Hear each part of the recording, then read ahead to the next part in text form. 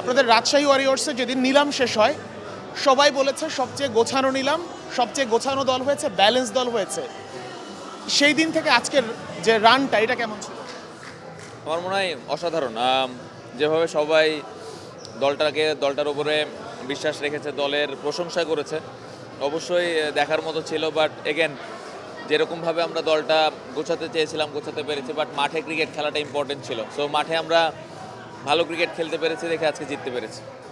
আচ্ছা, আমাদের মানে রাজশাহী ওয়ারিয়র্সের টিম কম্বিনেশন করতে গিয়ে কখনো রিপন মণ্ডলকে বাদ দিতে হয়েছে, কখনো সন্দীপ লামিচানেকে বাদ দিতে হয়েছে, এবং এই সিচুয়েশনগুলো নিশ্চয়ই আপনাকেও হ্যান্ডেল করতে হয়েছে হান্নানদের পাশাপাশি, যেহেতু আপনি ক্যাপ্টেন। এই সিচুয়েশনগুলো হ্যান্ডেল করা কতটা টাফ ছিল? না, অবশ্যই কঠিন ছিল, বাট প্লেয়াররা সহজ করে দিয়েছে। রিপন মণ্ডল এতগুলো উইকেট পেয়েছে, তারপরে ম্যাচ খেলার সুযোগ পায়নি, বাট ওকে দেখে কখনো মনেই হয়নি যে ওর মন খারাপ বা আপসেট। সো হান্নান ভাই এই জায়গাটাতে খুব ভালোভাবে হ্যান্ডেল করেছে। পাশাপাশি আমি প্লেয়ারদের ক্রেডিট দিব, যারা খেলতে পারে না তারা আমার কাজটা অনেক সহজ করে দিয়েছে। আচ্ছা, জিশান আলম একটা ম্যাচও পায়নি, তারপরেও সে দেখলাম যে অনেক বেশি টিম স্পিরিট নিয়ে সেলিব্রেশন করছে। এইটা কি আপনাদের টিমের অন্যতম একটা পার্ট ছিল কিনা, মানে সবার যে মানে এফোর্টটা এইটা? না, অবশ্যই আমার মনে হয় এরকম ক্যারেক্টারই দরকার। আসলে জিসান ম্যাচ খেলতে পারেনি, বাট তারপরেও ওকে দেখে কখনো মনে হয়নি যে ম্যাচ খেলতে পারছে না। সবসময় নিজেকে 100% দেওয়ার জন্য প্রস্তুত রেখেছিল। সো এরকম এনভায়রনমেন্টই আসলে একটা দলকে চ্যাম্পিয়ন হতে সাহায্য করে।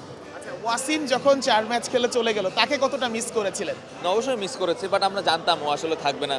ওর কাছ থেকে যতটুকু চাওয়ার ছিল ও দিতে পেরেছে। হ্যাঁ, অবশ্যই মিস করেছি। আচ্ছা, ফ্যানরা ওয়াসিমকে নিয়ে আওয়াজ তুলছিল যে ওয়াসিমকে চাই, ফেরত আনেন।